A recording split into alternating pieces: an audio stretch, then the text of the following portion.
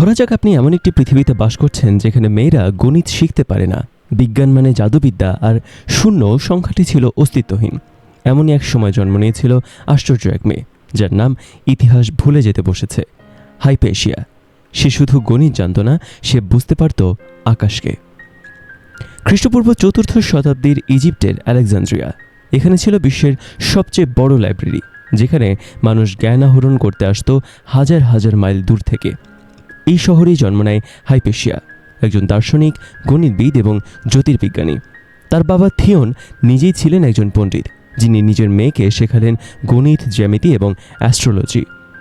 Hypatia ছোটবেলায় বুঝে গেলেন সংখ্যার পেছনেও সৌন্দর্য আছে। হাইপেশিয়া বড় হয়ে হলেন এমন একজন শিক্ষিকা যার লেকচার শুনতে রোম, গ্রিস থেকে মানুষ ছুটে আসত।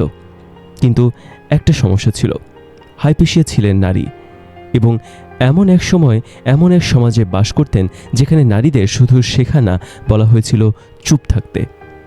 হাইপেশিয়া কিন্তু থেমে থাকেননি। তিনি অ্যাস্ট্রোবল, হাইড্রোমিটার, প্লেন স্পেয়ার তৈরি করেন, যা ভবিষ্যতের টেলিস্কোপের পূর্বসূরি। তিনি বলেন, think for your self. Hypatia গণিতে একটি ধারণা নিয়ে কাজ করছিলেন, যা তখনকার সমাজে বিপজ্জনক। সেই ধারণা ছিল শূন্য, অর্থাৎ জিরো। একটি শূন্য মানে কিছুই নয়, আবার সব কিছু।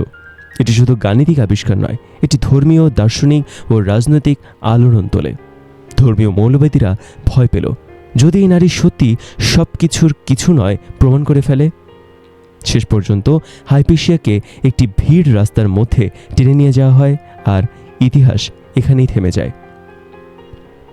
হাইপেশিয়া হয়তো মারা গিয়েছিলেন, কিন্তু তার আইডিয়াগুলো বেঁচে রইল।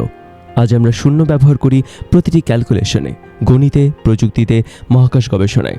আর হয়তো কোথাও কেউ এখনও বলে, থিঙ্ক ফর ইয়োর সেলফ, কারণ হাইপেশিয়া নামে একজন মেয়ে আকাশের দিকে তাকিয়ে বুঝেছিল জ্ঞানকে আটকে রাখা যায় না।